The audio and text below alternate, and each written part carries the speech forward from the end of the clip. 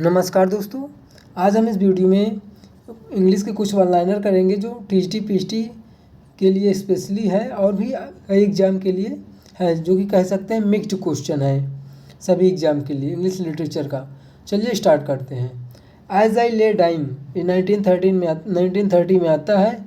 Follows the बंड्रेन family, ये बंड्रेन family को follow करता है। On their journey to bury their mother whose last wish was to be buried in her hometown। उसकी mother के बारे में है ये जर्नी, जब मर जाती है कि उसकी लास्ट विश क्या होती है, buried in her home town, उसके होम टाउन में बरी करना, उसको मतलब दफनाना।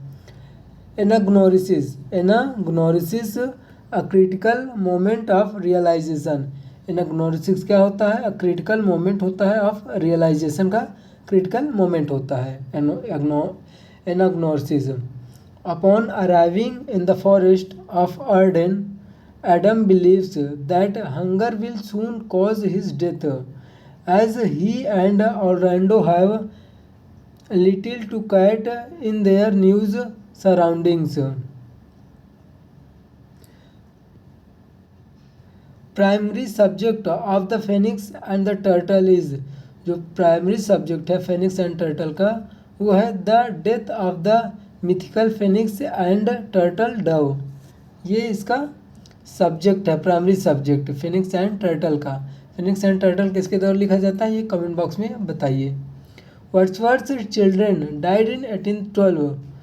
थॉमस एंड कैथरीन, जो वर्ड्सवर्थ के चिल्ड्रेन होते हैं थॉमस एंड कैथरीन, कब उनकी मृत्यु कब हो जाती है? 1812 में दोनों की मृत्यु हो जाती है। Why did Michael lose half his land? He used it as a surety for a nephew who faced financial misfortune। ये इसका आंसर है। Why did Michael lose half his land? क्योंकि he used it as a surety for a nephew who faced financial misfortune। It is a woe too deep for tears। line from odd intimation of immortality। ये odd intimation of immortality की line है। क्या है? It is a woe too deep for tears।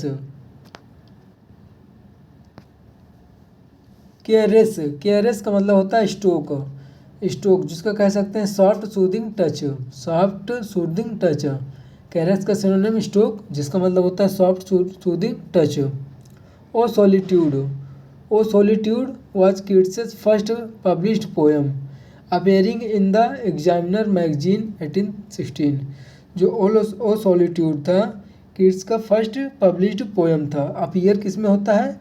Examiner magazine में होता है 1816 में। The poet Tennyson, a member of the Cambridge Apostles, considered Keats the greatest poet of the 19th century. जो Tennyson poet होते हैं, मेंबर होते हैं Cambridge apostles के, और कंसीडर करते हैं कीट्स को greatest poet of the 19th century. कौन? टेनिसन जो है कीट्स को कंसीडर करते हैं greatest poet of the 19th century. Sleep and poetry is written in rhyming couplets by Keats. Sleep and poetry एक वर्क है किसका? कीट्स का है, लिखा जाता है राइमिंग कपलेट्स में। Hardy collaborated on the adaptation of Far From the Madding Crowd for the stage in 1882। जो हार्डी होते हैं कोलाबोरेट करते हैं on the adaptation of Far from the Madding Crowd for the stage in 1882। Arnold's poem, Arnold का poem क्या है? Cromwell, won the 1843 Newdigate Prize. Arnold का poem जो है क्रोमवेल, वो न्यूडिगेट प्राइज मिलता है उसको 1843 में। The hollow men is seen as a reflection of Eliot's personal struggles including his failed marriage. जो हॉलो मैन होता है सीन एज रिफ्लेक्शन, उस रिफ्लेक्शन दिखाता है एलियट्स के पर्सनल स्ट्रगल्स को, और इंक्लूडिंग उसके हिज फेल्ड मैरिज, उसके फेल्ड मैरिज को इंक्लूड करके। निजीम इजिकल्स poem background casually is often considered his defining work.